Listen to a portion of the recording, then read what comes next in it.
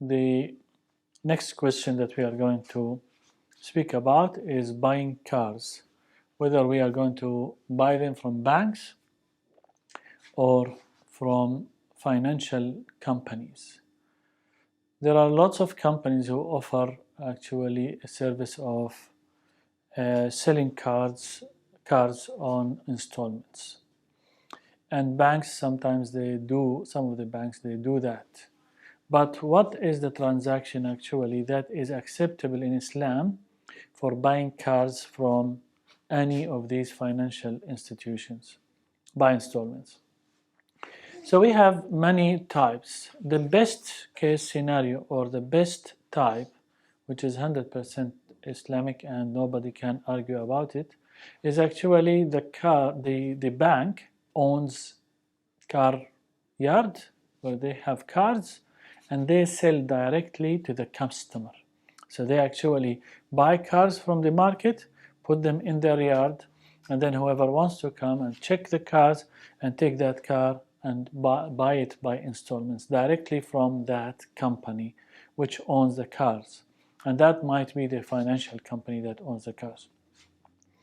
This is the situation, for example, of the Kuwait Finance House in Kuwait. And they have like car yards everywhere and people will buy directly from them. Now in other areas around the world, even maybe including here in Australia, the Islamic finance, for example, or any other financial company who offers selling cars may have the option of the customer will come to them, ask them, I want to buy this car, so he will bring the car with him from a different owner, and he will ask that I want to buy that car. The Islamic bank, usually what does it do? It will buy that car, own it, and then sell it to you as a customer for that car.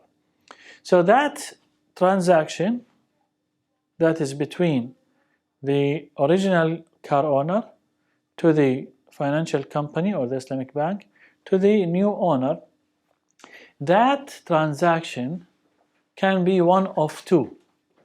Number one is that the actual bank owns the car, pays the stamp duty for owning the car, and then a registration card comes out with the name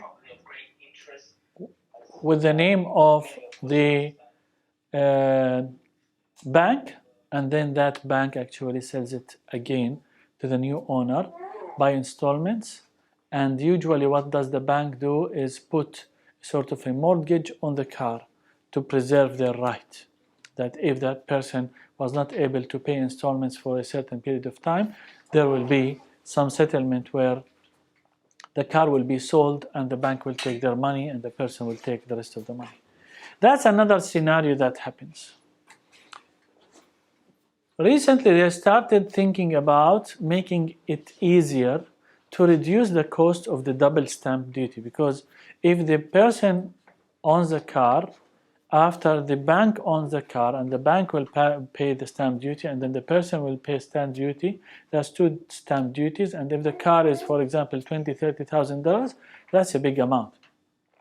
That's why the scholars said if the bank, the Islamic bank or the Islamic finance, purchased the car, sent the money, identified the VIN number and the chassis number, and then sold that car directly to the customer, even though there was no new registration card with the name of the bank on it, but the bank already paid the money, identified the VIN number and the chassis number of that car, it owned it even though it did not have a card with the name of the bank.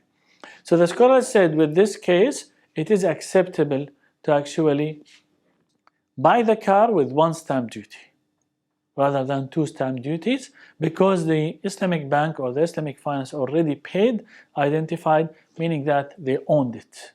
It's just a matter of a paperwork to be able to register it in the name of the bank. So the bank actually, the Islamic bank, sold it while owning it, not before owning it, because they already paid.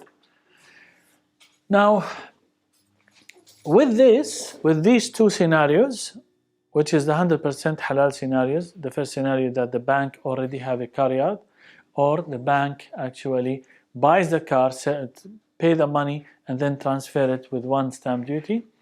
With that scenario, there need to be known that there is no penalty on any late payments.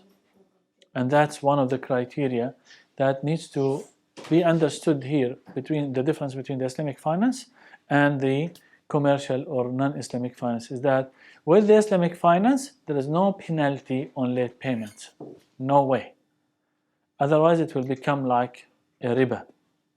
Whereas the non-Islamic finance, if you are late for any payment, they will put interest on you, and that's how it is one of the differences, as we are going to discuss inshallah today.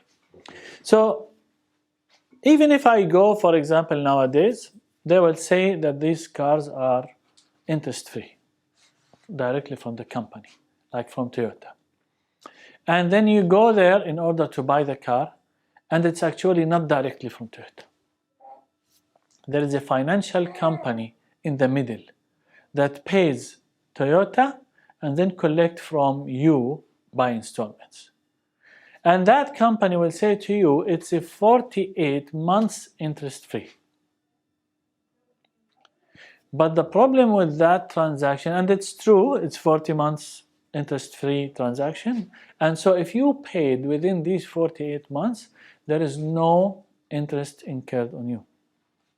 But the problem happens if you did not manage to pay the whole thing within the 48 months. It will incur interest on you. And that's where that contract, even though it says it's interest-free contract, inside it, it will say the penalty if you did not manage to pay by the 48 months. They will not ask you within the 48 months, but after the 48 months, they will recalculate the whole interest from the day one that you have taken that loan, because it becomes like a transaction, because you have, for example, you are buying from Toyota, and then the finance company, and then you. So the deal is not going to be signed between you and the Toyota, but the deal will be signed between you and the finance company, as if you have taken a loan and you are returning back the loan. And that's where it is unacceptable in that way. I know that for some reason, at some stage in Adelaide, actually Toyota sold cars directly from them by installments, which happened I think once, and they did not repeat it. The rest are all through a third-party finance company, which brings it back to the same concept of riba, because it's just funding the money, they're giving you the money to buy for the car, and then returning back the money by installments, even if it is zero free, but after some time they will incur the interest. So you are signing a contract to accept to pay interest if you are not going to pay within that period of time. So the right way is the bank buy the car and own it, then sell it to the customer.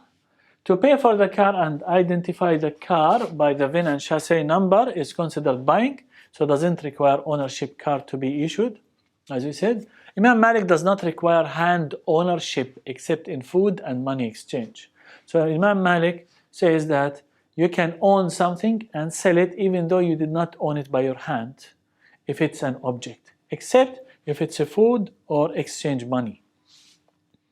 If the bank paid for the car and identified the VIN, then it's considered the bank ownership, even if it is not registered in the name of the bank, and then the bank can sell that car with a murabaha, but it needs to be fixed price.